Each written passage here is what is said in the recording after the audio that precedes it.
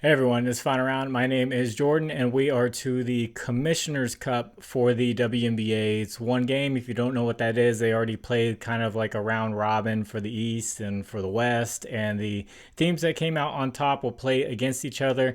This game has been the kind of the predictor for who ends up in the finals for the past couple of years, so we'll see if we get a Lynx versus Fever finals. A big question mark for this game is going to be Caitlin Clark. She has missed the past couple of games due to injury.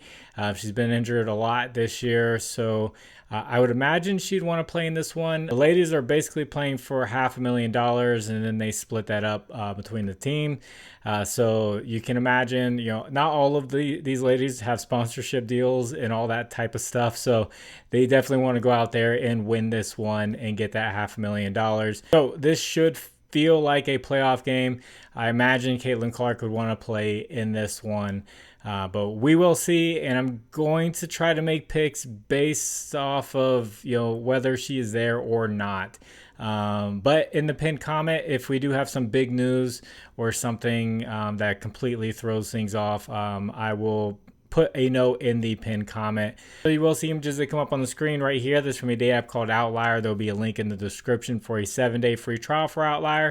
And I'm going to start with this first pick. I feel like it's a pretty obvious one that you have to go to for the Lynx. She has just been amazing this year. She was amazing last year. One of my favorite players in the WNBA. And I'm going to go with Napheesa Collier over 22.5 points -120. And what you see on the screen, this is filtered a little bit. So this is with her playing 30 plus minutes. So we know in a one game take all for $500,000, she's going to play at least 35 minutes, I would imagine. If not like 38, close to 40. I know she's going to get some rest. I did check last year when she played in it. She played about 35 minutes. So just being safe here, 30 plus minutes to kind of take out those blowouts so we can get a more accurate look at the data. And she's gone over this in 82% of games this season. Now, the Fever are a little bit tougher against the forward position this year, giving up the 5th least amount of points, but they still do play at a good pace, whether Caitlin Clark is there or not. The pace will be faster if Caitlin Clark is there, which will give Napheesa Collier more opportunities to score. She did score just 22 last year against the Liberty, but that's going up against someone like Jonquel Jones, who's a very good defensive center.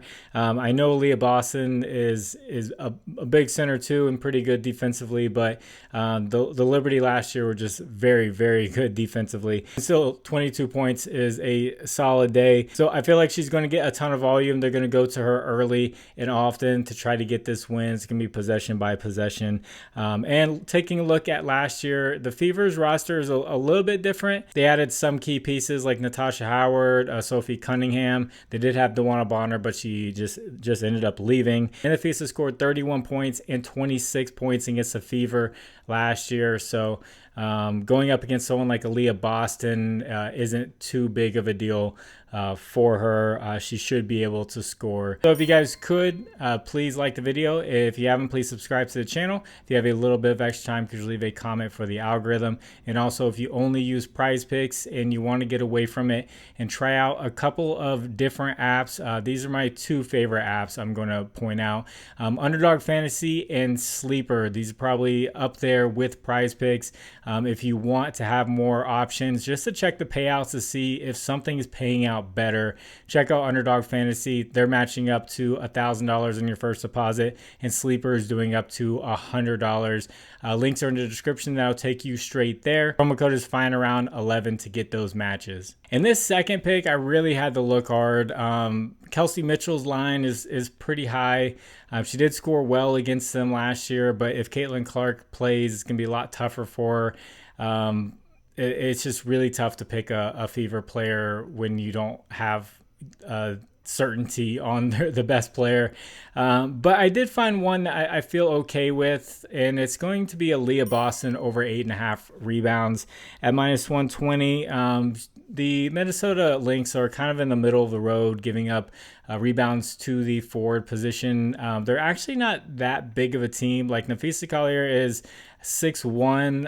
Elena Smith is 6'4", so she's one of the tallest on the team. And then Aliyah Boston, for good measure, is 6'5", so she's huge out there. Elena Smith's more going to be trying to guard people out on the wing. Maybe she'll try to guard Aliyah Boston, but that's going to be barbecue chicken for her scoring wise. But she's big out there. She's going to be able to box out whoever she wants and get to rebounds. And she did really well against them last year. This year, they're giving up the third most offensive rebounds, which I think is pretty big in a game like this where, teams just fight a little bit harder for those offensive rebounds. And Aliyah Boston is very good offensive rebounder. So she has gone over this in 5 out of the last 7 games. The ones she missed recently were actually tough matchups. Like the Dallas Wings are actually a tough matchup for getting rebounds. But last year she had 16 rebounds the first time she played them, and then 15 rebounds, and then she had a dud where she went under this line. So does have good history there, I would say, in getting big rebound games against this Minnesota Lynx team. I have a parlay just in case, because a lot of these plays I've been taking, the players come up just like one basket short or one rebound short. It's like they get really close. It's like they go over a line for however many games, and it looks like a really good play and it's consistent and everything. Then as soon as you take them, they end up like one short, and that's how the WNBA season's been for most of the year. I hope this one's different because it's gonna be more of a playoff atmosphere where they're playing a lot harder.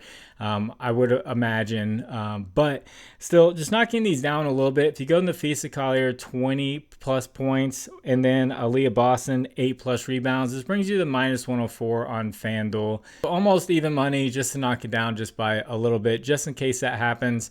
Obviously, single betting is probably the better way to go, and it's always the safer way to go, but still, just in case if you feel like doing a parlay and you want to be slightly safer, you could check that one out. So if you guys would like to discuss lines further, I have a Discord, link is in the description. That is completely free. You can hop on in there, talk about baseball, WNBA, all that good stuff. NBA free agency has been popping off like crazy, and as a Cavaliers fan, I'm just sitting back and watching as we don't do anything. Maybe they have a big trade in the works, but we'll see. And then as far as a recap goes, for the last video I did, I had Ryan Howard for over 4.5 rebounds, because the read was the Liberty give up a lot of rebounds to the guard position, and Canada and Alicia Gray got a ton of rebounds. Ryan Howard had 2, and she ended up getting hurt. She left the game. I had Skylar Diggins-Smith for over 1.5 3-pointers made. That had like a nice long hit streak, and she ended up making 1, and they got blown out.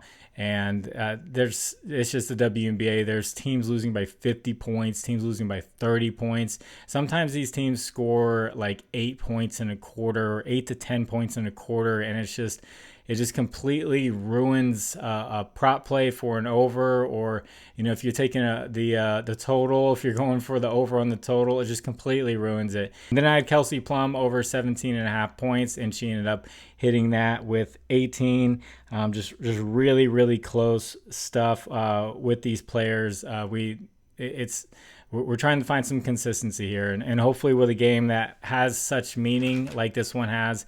I know you guys hear notebook. I need to upgrade from the notebook. I've been writing notes on notebooks for 2.5 years now. I need to get like an iPad or something so I can have the notes up in front of me and I'm not reading off a notebook and writing this all down. It takes a lot of time to do all that. Sorry, just a little rant.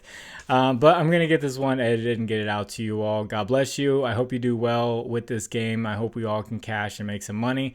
I do like taking some spreads and stuff like that this year. Just on my own, just betting spreads for WNBA has gone really well. So I will put what I feel like is the the better side of it. I'll probably lean more towards the Fever side of it if Caitlin Clark plays. If not, I'll probably lean more towards the Lynx side of it, assuming the spread's pretty close. So we'll see. So God bless you. I'll catch you on the next one. Bye.